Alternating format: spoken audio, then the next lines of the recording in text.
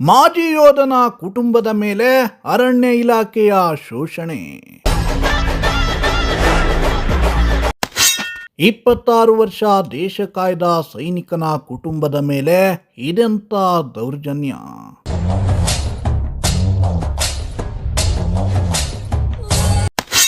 ನೂರ 50ಕ್ಕೂ ಹೆಚ್ಚು ಸಿಬ್ಬಂದಿಯೊಂದಿಗೆ ಏಕಾಏಕಿ ತೆರವು ಕಾರ್ಯಾಚರಣೆಗೆ ಮುಂದಾದ ಇಲಾಖೆ.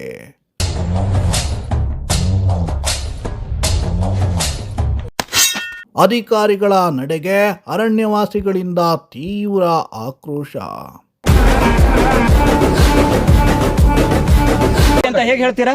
ಆಗಿದೆ ಸರ್. ಹೇಗಾಗಿದೆ? ದಾಖಲೆ ಕೊಡಿ. ದಾಖಲೆ ಸಮೇತ ಕೊಡಿ. ನಾವು ಕೋರ್ಟಿಗೆ ಹೋಗ್ತಿದ್ದೀವಿ ಸರ್ ಮೇಡಮ್. ಕೋರ್ಟಿಗೆ ಹೋಗ್ತಿದ್ದೀವಿ. ಎಲ್ಲ ಡಾಕ್ಯುಮೆಂಟ್ ರೆಡಿ ಮಾಡಿದ್ದೀವಿ.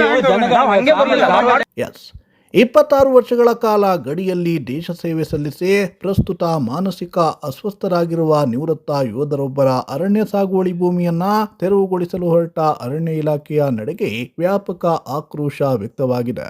ಉತ್ತರ ಕನ್ನಡ ಜಿಲ್ಲೆಯ ಸಿದ್ದಾಪುರ ತಾಲೂಕಿನ ಹೊಸೂರು ಗ್ರಾಮದಲ್ಲಿ 150ಕ್ಕೂ ಹೆಚ್ಚು ಪೊಲೀಸ್ ಹಾಗೂ ಅರಣ್ಯ ಸಿಬ್ಬಂದಿಯೊಂದಿಗೆ ನಡೆಸಿದ ಈ ಕಾರ್ಯಾಚರಣೆ ಸ್ಥಳದಲ್ಲಿ ತೀವ್ರ ಉದ್ವಿಗ್ನತೆಗೆ ಕಾರಣವಾಗಿತ್ತು. ನೋಟಿಸ್ ನೀಡದೆ ಹೈಕೋರ್ಟ್ನಲ್ಲಿದ್ದ ಮೇಲ್ಮನವಿ ವಿಚಾರಣೆ ಹಂತದಲ್ಲಿದ್ದರೂ ಏಕಾಏಕಿ ದಾಳಿ ನಡೆಸಿದ ಇಲಾಖೆಯ ವಿರುದ್ಧ ಅರಣ್ಯವಾಸಿಗಳು ಮತ್ತು ಹೋರಾಟಗಾರರು ಭಾರೀ ಆಕ್ಷೇಪವನ್ನ ವ್ಯಕ್ತಪಡಿಸಿದ್ದಾರೆ. ಹೌದು, ಉತ್ತರ ಕನ್ನಡ ಜಿಲ್ಲೆಯ ಸಿದ್ದಾಪುರ ತಾಲೂಕಿನ ಹೊಸೂರು ಗ್ರಾಮದ ಕೃಷ್ಣ ದ್ಯಾವಾನಾಯ್ಕ ಅವರು 26 ವರ್ಷಗಳ ಕಾಲ ದೇಶ ಸೇವೆಯನ್ನ ಸಲ್ಲಿಸಿದ ನಿವೃತ್ತ ಯೋಧ. ಸದ್ಯ ಮಾನಸಿಕ ಅಸ್ವಸ್ಥರಾಗಿರುವ ಇವರ ಅರಣ್ಯ ಸಾಗುವಳಿ ಕ್ಷೇತ್ರವನ್ನ ತಕ್ಷಣವೇ ಇಲಾಖೆಗೆ ಹಸ್ತಾಂತರಿಸಬೇಕು ಎಂದು ಉಪ ಅರಣ್ಯ ಸಂರಕ್ಷಣಾಧಿಕಾರಿ ಪ್ರಾಧಿಕಾರ ಜುಲೈ 27ರಂದು ಆದೇಶಿಸಿತ್ತು.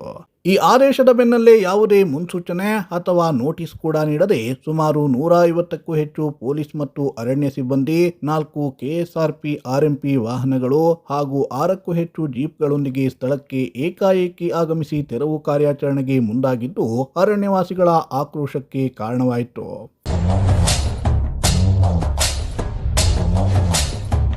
ಎಲ್ಲ ಮಾಡಿದ್ದಾರೆ. ಎಲ್ಲ ಮಾಡಿದ್ದಾರೆ. ಅವ್ರು ಹೇಳ್ತಾರೆ ನಾನು ಈಗ ಬಂದ್ ಮಾಡಿದೆ. ನೀವು ಹೇಳ್ತೀರಿ ಮಾಡಿದಾರೆ ಅಂತ. ಅದಲ್ಲ, ನಾನು ನಿಮ್ಗೆ ಹೇಳ್ತಾ ಇರೋದು ಒಂದು ನಿಮಿಷ. ನೀವು ಇದನ್ನ ಕನ್ಫರ್ಮ್ ಅಂತ ಮಾಡಿದ್ರ ಬಗ್ಗೆ ನಮಗೆ ದಾಖಲೆ ಕೊಡಿ. ಮಾಡಿದ್ರ ಬಗ್ಗೆ ಮೇಡಮ್ ನಮಗೆ ದಾಖಲೆ ಕೊಡಿ. ದಾಖಲೆ ಕೊಡಿ. ನೀವು ಆಗಿದೆ ಅಂತ ಹೇಗೆ ಹೇಳ್ತೀರಾ? ಆಗಿದೆ ಸರ್. ಹೇಗಾಗಿದೆ? ದಾಖಲೆ ಕೊಡಿ. ದಾಖಲೆ ಸಮೇತ ಕೊಡಿ. ಯಾವುದೇ ನಿರ್ದಿಷ್ಟ ಗಡಿರೇಖೆ ಇಲ್ಲದ ಆದೇಶವನ್ನ ಹಿಡಿದು ಬಂದ ಸಿಬ್ಬಂದಿಯನ್ನ ಕಂಡ ಅರಣ್ಯವಾಸಿಗಳು ಹಾಗೂ ಹೋರಾಟಗಾರರು ತೀವ್ರ ಆಕ್ರೋಶವನ್ನ ವ್ಯಕ್ತಪಡಿಸಿದ್ರು. ನ್ಯಾಯಾಲಯದಲ್ಲಿ ಮೇಲ್ಮನವಿ ವಿಚಾರಣೆ ಹಂತದಲ್ಲಿರುವಾಗ ನಿಯಮಗಳನ್ನು ಗಾಳಿಗೆ ತೂರಿ ಒಕ್ಕಲೆಬ್ಬಿಸುವುದು ಎಷ್ಟು ಸರಿ ಎಂದು ಆರೋಪಿಸಿದ ಅವರು ಸಾಗುವಳಿ ಕ್ಷೇತ್ರದ ದೃಢೀಕರಣಕ್ಕೆ ಒತ್ತಾಯಿಸಿದ್ರು. ಸ್ಥಳದಲ್ಲಿದ್ದ ಹೋರಾಟಗಾರರು ಸರ್ಕಾರಿ ದಿಶಾಂಕ್ ಆಪ್ ಮೂಲಕ ಪರಿಶೀಲಿಸಿದಾಗ ಸರ್ವೆ ನಂಬರ್ 51ರ ಬದಲಿಗೆ ಸರ್ವೆ ನಂಬರ್ 159 ಎಂದು ತೋರಿಸುತ್ತಿತ್ತು. ಇದನ್ನ ಎಸಿಎಫ್ ಅಮಿತ್ ಹಾಗೂ ಆರ್ಎಫ್ಒ ಉಷಾ ಅವರ ಗಮನಕ್ಕೆ ತಂದಾಗ ಅಧಿಕಾರಿಗಳು ರಾಜ್ಯ ಸರ್ಕಾರದ ದಿಶಾಂಕ್ ನಂಬಲು ಅನರ್ಹ ದಾಖಲೆ ಎಂದು ಉತ್ತರಿಸಿದ್ದು ಸಾರ್ವಜನಿಕರಲ್ಲಿ ಭಾರಿ ಅಚ್ಚರಿ ಮೂಡಿಸಿತು. ದಿಶಾಂಕ್ ಅನ್ನ ರೆಫರ್ ಆಗಿ ತಗೊಳಕ್ ಆಗಲ್ಲ ಸರ್. ದಿಶಾಂಕ್ ಅನ್ನ ರೆಫರ್ ಆಗಿ ತಗೊಳಕ್ ಆಗಲ್ಲ, ರೆಫರೆನ್ಸ್ ಮಾಡಕ್ ಆಗಲ್ಲ.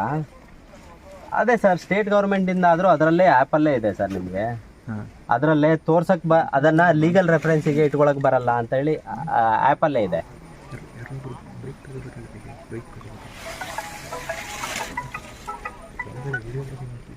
ಹಾಗಲ್ಲ ಸರ್, ಲೀಗಲ್ ರೆಫರೆನ್ಸಿಗೆ ಅದನ್ನ ಇಟ್ಕೊಳಕ್ ಬರಲ್ಲ ಅಂತಾನೆ ಇದೆ ಸರ್. ಎಷ್ಟೋ ವೇರಿಯೇಷನ್ ಆಗಿರ್ತವೆ. ಹಾ ಸರ್,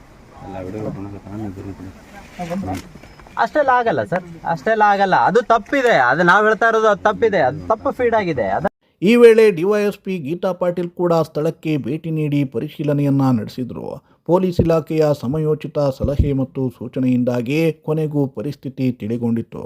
ಸಾಗುವಳಿ ಕ್ಷೇತ್ರದ ಬೆಳೆ ಗಿಡ ಮರಗಳನ್ನ ಕಡಿಯದೆ ಕೇವಲ ಹೊರ ಪ್ರದೇಶದಲ್ಲಿ ಅಗಳ ತೋಡುವ ಕಾರ್ಯಕ್ಕೆ ಮಾತ್ರ ಪ್ರಕ್ರಿಯೆಯನ್ನ ಸೀಮಿತಗೊಳಿಸಲಾಯಿತು.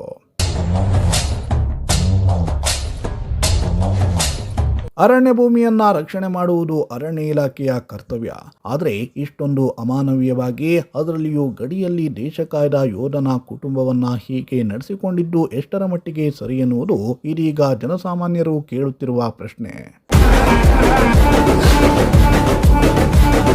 Bureau report, Sirsi news.